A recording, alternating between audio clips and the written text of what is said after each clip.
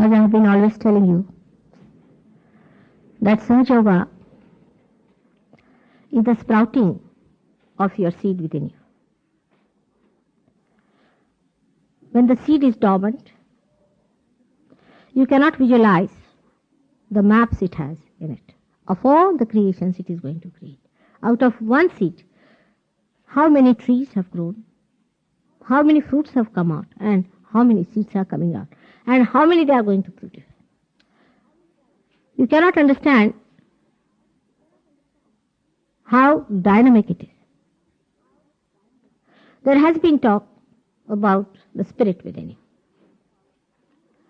Many have said that the spirit is to be brought into our conscious mind.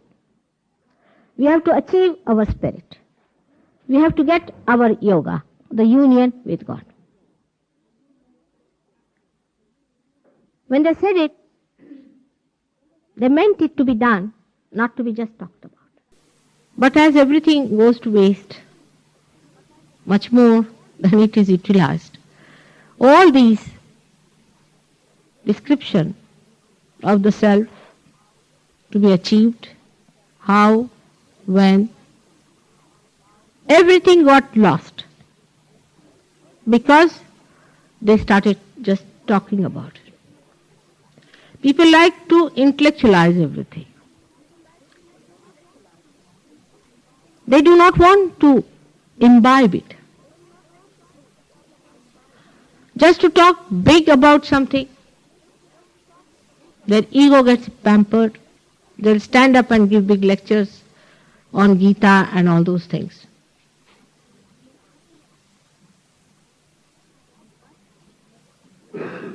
But they have no idea as to what Gita wants you to do. It wants you to find out the truth. It wants you to get your realization, to have your yoga established. You have to be born again, you have to be Christian, as they said. You have to be baptized. But the difference between the reality and unreality is such that we think if we talk about it, we have done it. This is the illusion, the Mahamaya. We live with it and we carry on with it. We are very happy with it because it means you do not have to face any reality. You can live with unreal life. But you cannot even live with unreal life, can you? That is not going to give you joy. With unreality, you are not going to be satisfied. You are not going to get your joy. You are not going to get your meaning. And you are going to discard yourself as a useless thing unless and until you find out why are you here. So everybody wants to find out in a way, but on a slippery ground. He wants to find out the reality on one side. On the other side, the slippery ground is always taking him away from the unreality. This struggle is on within us.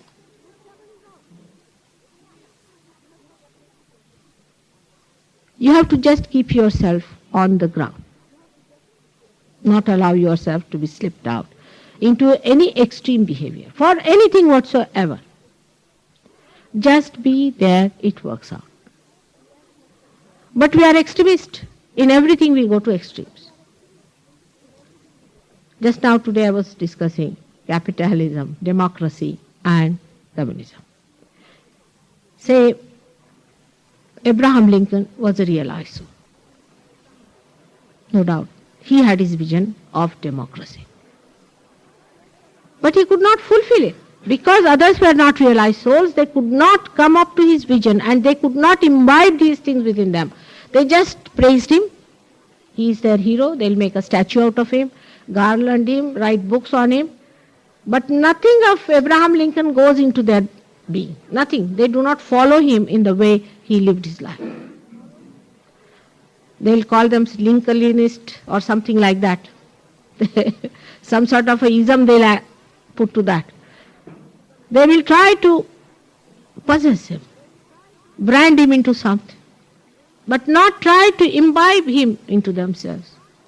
Then Lenin was a realized soul too, as I told you. He was a realized soul. He had a vision of collectivity, very proper vision he had.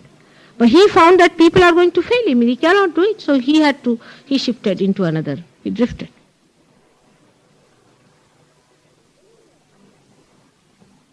Anywhere you find a person who is a realized soul, in his own way he has made contribution. I'll say Shakespeare the other day went to, no, Shakespeare was a very great realized soul, no doubt about it. His contribution is so beautiful, but people do not see it. They have no eyes to see what he's trying to say. Say we saw Hamlet. Hamlet is what? Is nothing. He's trying to show the futility of every nonsense we do. First of all, a man killing another king. Then the woman running after that man. Because the father is killed, the father comes to the boy and compels him that you should take a revenge. He taking revenge. One little girl, innocent girl, madly loving that fellow. I mean, the whole life is made into something so small. The mother's life, she has no esteem. She thinks that by loving this man, she is the last word, so she can kill her husband. The husband, so-called the second husband, he thinks by killing this man and getting this woman, he achieves the last. Then the third person is this poor son who gets the ghost to tell him that this has happened. The ghost himself should die and go away from this world and live where he is. But he comes back and tells him that you take the revenge. He's not interested in his spirit, in his well-being. The father also. Now the son takes a tip and he goes on hating. He gets into this of destroying. He wants to destroy this man. In that destruction, he kills the father of that little girl, his fiancée, and the girl also dies. She also becomes mad. Everybody becomes mad. Even Hamlet becomes mad. What does he show? You see, I call him, Shakespeare, a Avdhuta. Avdhuta is a person who is beyond. He's a person who is not an incarnation. Incarnation comes on this earth, plays with you, lives with you, acts like you, goes with you into all kinds of moods and things you live with, and tries to help you on that level. The incarnation can come down very little. They do not. They keep themselves there. And what do they show? The futility of this kind of a nonsensical life people are leading. This is what he tried to show in Hamlet. Now how many people who read Hamlet understand this point, that the futility of even taking the revenge on his mother or the fellow who killed his father was there. It's so evident.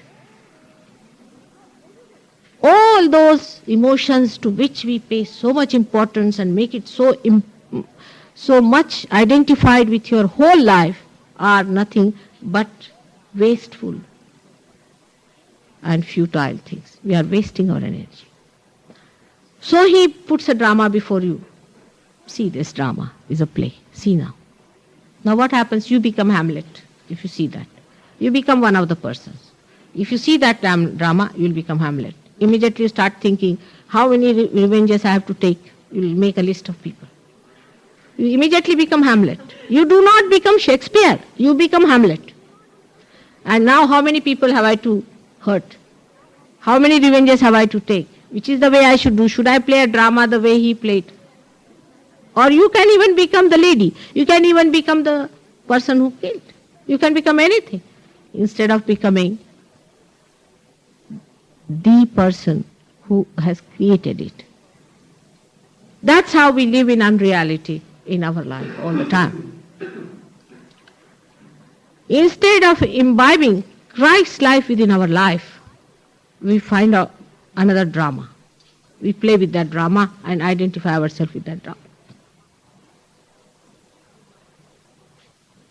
This drama is going to keep you in that dramatic condition all the time.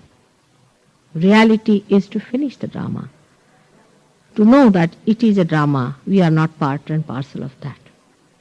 This is what is the real state of the mind.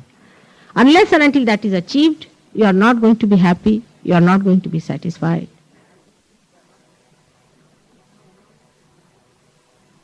You are not going to be yourself. You are not going to find out your meaning. This is what SahajaYoga is. That a happening takes place within you. The Kundalini rises within you. She passes through all these various centers and gives you that, what we call the self-realization, by enlightening your consciousness with the Spirit. If seed is the Spirit, then Kundalini is the water that pours on it its grace and manifests it in our consciousness.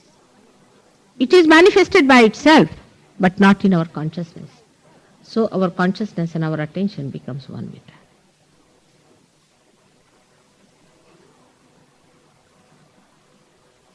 This is how the things work out. One has to know that God has created you. You have not created yourself. He has made you human beings from amoeba stage. He has brought you to this level, and He is going to give you the ultimate. He is going to do it for you. It's His job. It's not your job. Now in a case like that, when you think that there is, say, first cases we can take of people who believe in social injustices sort of going on. What should we do in social injustice? Which is the greatest force? Which is the greatest power on this earth? The one which manages all the other powers is the power of God. Today, as the time is, achieve that power. And then work it out through that power and not through your intellectual power, which will create problems for you. Any social injustice, if you work it out on your level, will never reach its successful stage. It will be just falling short of its achievement. Everything has gone wrong because of that. The power that controls the whole universe, every part of it, every particle of it, every atom of it, is the power which is called as divine power of God. That is the power of God's love. In His love, He bestows all that is beautiful to you and removes all that is ugly in you. For that He may have to sometimes even kill you. He may have to even destroy. It's His power. It's not your power to destroy anyone. You have no right to destroy them. It is His power to destroy you. Just put your hands like this and sit quietly. Don't make noises and things in SahajaYoga. You see, all these things these gurus have done to you, and you are really ruined by it. That happening takes place within yourself and not outside. All these ideas come to us again from the same myth that we can achieve our realization. We can stand on our head, we can breathe fast, we can breathe less. How can it be? I mean, everything, these things are done by animals and by every person. How can you do it? You cannot do anything to achieve your self-realization. This must be accepted. It's complete humility. It's also God's job. Everything He does. Only thing what you have to do is to merge into His power. And then you can tell Him whatever you like. Because then you become His power and you can work it out. But anything external that you are doing now before realization has no meaning. When the power flows through you, then you can maneuver it. Then you can organize it, you can work it out. First of all, achieve your spirit. Then allow it to manifest itself within you. Fully establish it. After full establishment, then you work it out. There is no hanky-panky about it. One should know. And you cannot befool anyone. It's something that has to happen within you. We are deceiving ourselves. Do not do that. We do not want to waste our lives. We are not going to make ourselves so low as to destroy this being which is just there to manifest. All those things that we worry about, say our personal things and natural things and this and that and that and that, you cannot help it out. You cannot cure it. Unless and until you are a realized soul, you cannot help it. And that to a realized soul in a very collective way. If you are collectively realized, you can do it. Otherwise you cannot do it. The whole emancipation and the whole great work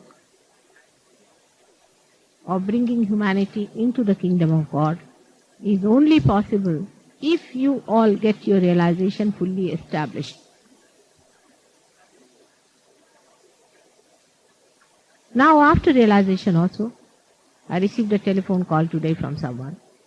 That mother day I got realization, all my virus went away, I got completely relaxed and the cool breeze started coming into my hand, I felt very much better. But now gradually again the tension is mounting up. Is my self-realization temporary? Self-realization is not temporary, but you are temporary. How much attention have you paid to yourself? For example, some guest is coming to your house and you close the doors to him. Will he come to you, begging of you? If he comes inside also, you do not give it a proper eminence as the position is. The spirit is the highest. And if you do not give it the highest position, that my spirit is the highest, and I must pay full attention to my spirit, and you fritter away your attention onto other things, is he going to be there on your seat of heart? Is he going to be settled down there? How much attention have you paid to your self-realization? You have taken it for granted. And then, what have you done about it? The spirit won't be happy with one person.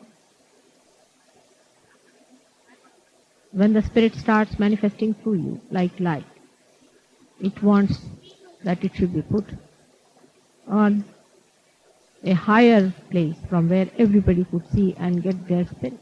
It wants its company. It seeks its collectivity. If it is not there, it is going to run away. If you cannot enjoy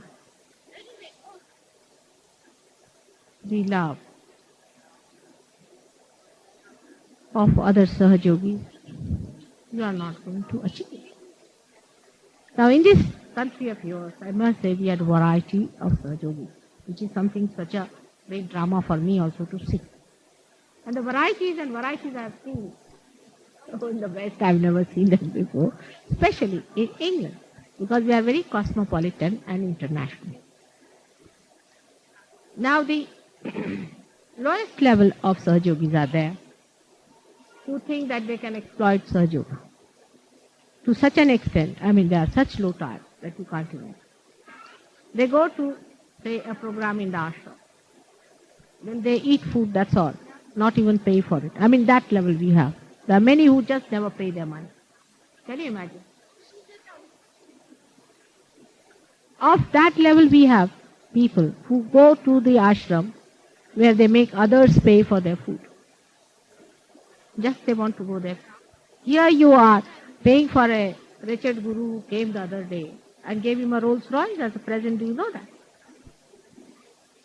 Who is well known that he is a swindler, he's made money and all that out of hypnotism. People starved themselves, begged, borrowed and gave money to him to buy a Rolls Royce. And here is SahajaYoga, which gets all kinds of lepers. One of them is this kind. I think this is the worst of all. And this kind of people should not expect much in Sahaja. It's better they leave and go away. They cannot rise of this level people who think that they can go to a place and eat the food and do not even pay and make others pay. I mean, this is too much. I can't even understand such things. I mean, these are not human beings. Must be some worms born here or some parasite. Then the second kind are, there are some people who do not know that you have to work for Sahaja. You have to work for others. You are not going to die if you are working for others. You are not to judge that what others are working. If I were to judge how much you are working, I would have given up absolutely long time back. See the disparity in my style of working and your style of working. You know that I work day in and day out. Nights together I keep awake and I travel for miles together without any complaint. Today is the first day perhaps I'm feeling. After all, I have this physical body. And you know how much I have worked. Working on single person for hours together and also we lose that person so many times. It's so disappointing and so frustrating. And you people are avoiding work. You want others to wash your dishes even. Why don't you wash the dishes of others? For a change. What does it matter? You're not going to die. But this comes out of all these things come out of ego. But what is the first one? I don't know from where it comes that you don't pay for your food. These people will never stick on to SahajaYoga unless until they change themselves and die. One has to work very, very hard on yourself. Now the third task is to keep yourself clean. You have to work. You have to see what are your vibrations, how are you, what are your problems. You all have had problems you created for yourself. If you were beautiful flowers, I would have done the job myself. But no, you have really ruined yourself, so you have to clear out yourself. You have to work it out. You have to clear out yourself. You have to love yourself as you have to love others. Now you have to love yourself. Now, come to that point. You have to respect yourself because this is now the temple of God. You are a realized soul. You are a saint. Love yourself. How much I love you. In the same way, you have to love yourself and care for your body, care for your mind, care for your spirit. Pay attention to your spirit. Is my spirit happy with me? Am I doing what I should have done for my spirit? Or am I doing something for my ego? Or for my superego? Or for saving some money out of my food?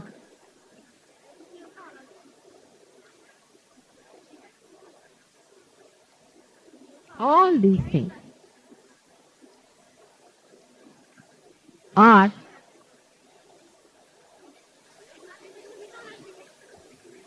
to be seen within us. I'm not saying it for others. I'm saying for individual persons to see what are our problems are. Now, even those who are ardently believing into SahajaYoga and are going into it must know that they have had really big problems. I have never told, but some of you are suffering from cancer, which is settling in fast, and I'm worried about that. Some of you have serious physical problems, which I have not told you. Some of you have very, very serious mental problems. You must see all this. You must correct yourself. As I said, you must love yourself and understand that you are the saint.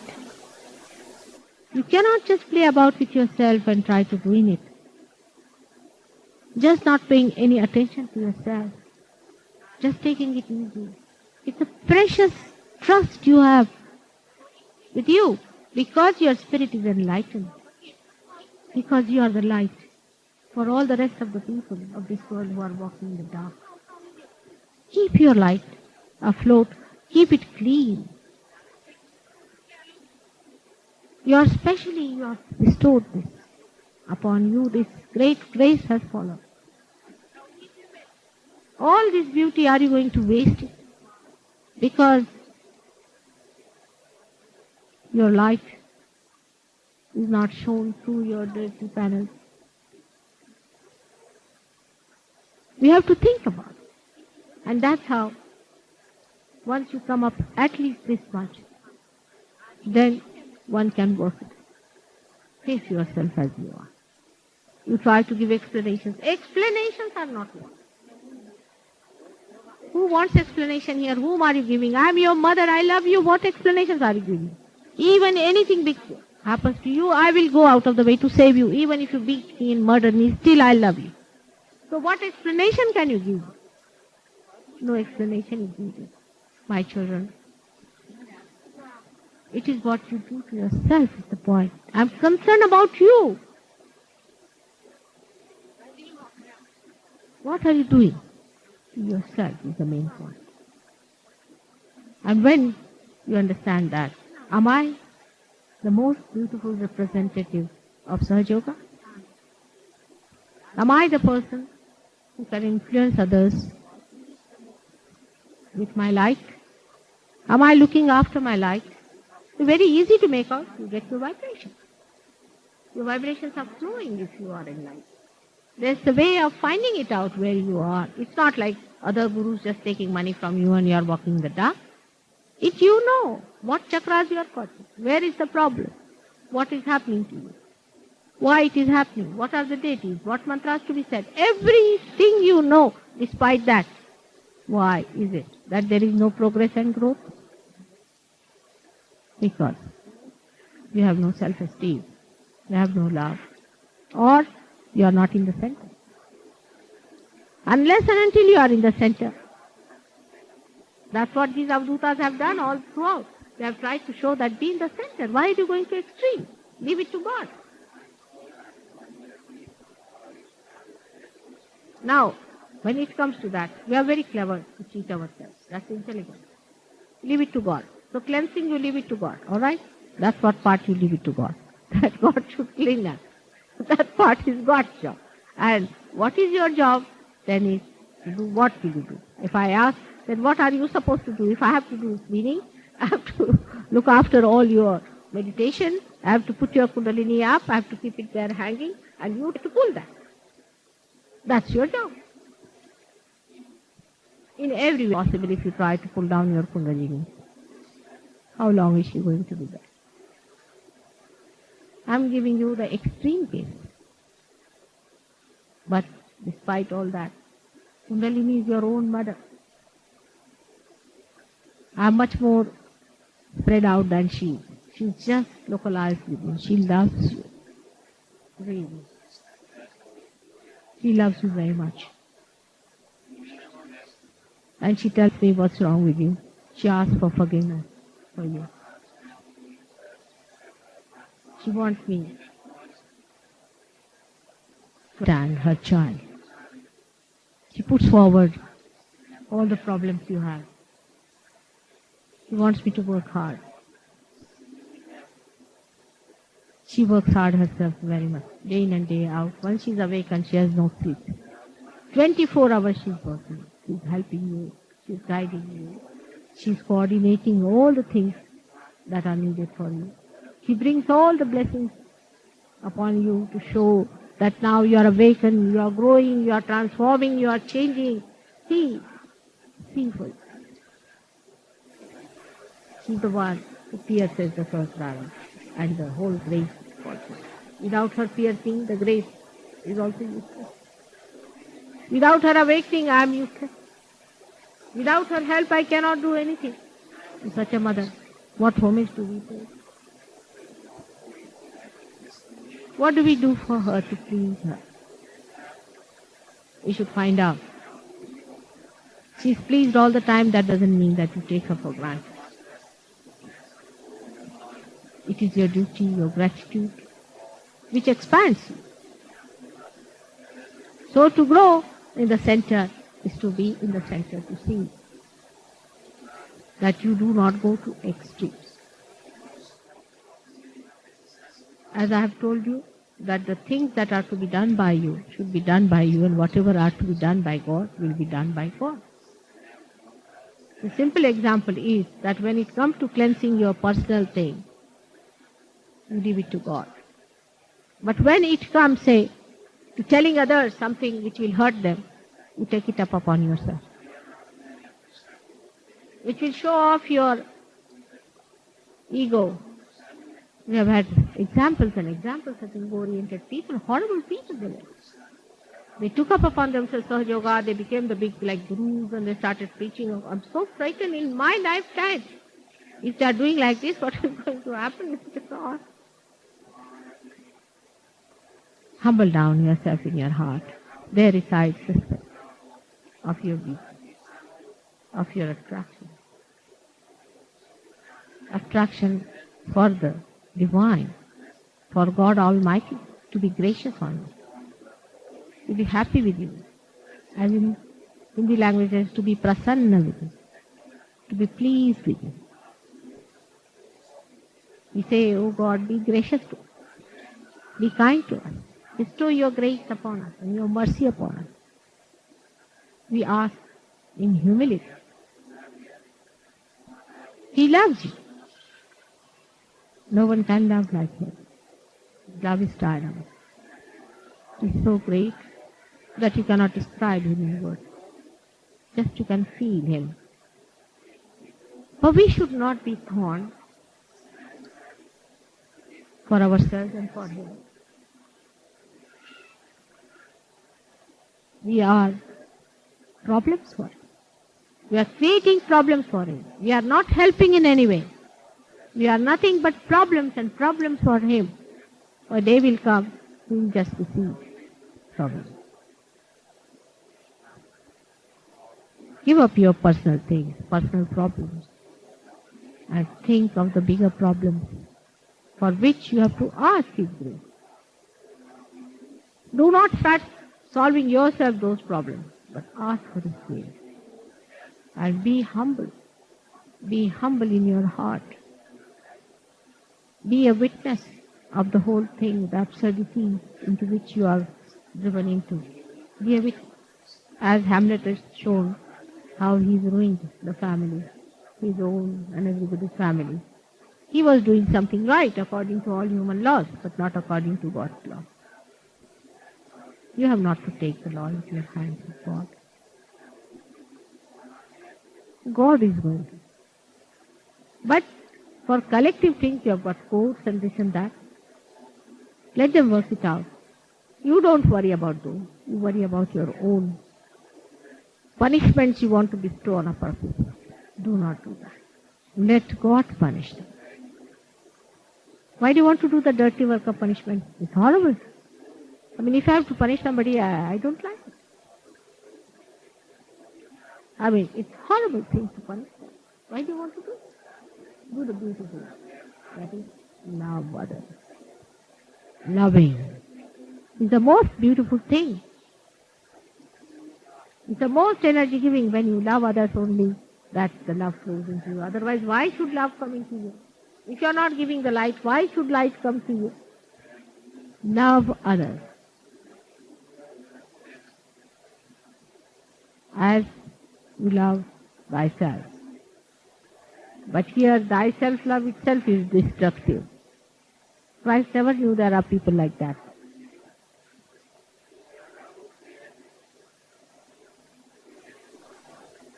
Who are all the time destructive to themselves. There are in so many lectures I have suggested what is the special job of the West is. And one of them is left we should do. And if you go to the subtlest of subtlest point where we are at left we should be, that we can always find out the injustice done to us and to others, but not what injustice we are doing to others. To avoid that, we say, supposing I'm my child. Now, I never take up the blame on myself that I'm wrong to my own. But what I'll say, that attention in me, what am I to do? So I'm the child. Or else, what second thing I will do is to feel guilty. Oh, I know, I should not, but I'm the child.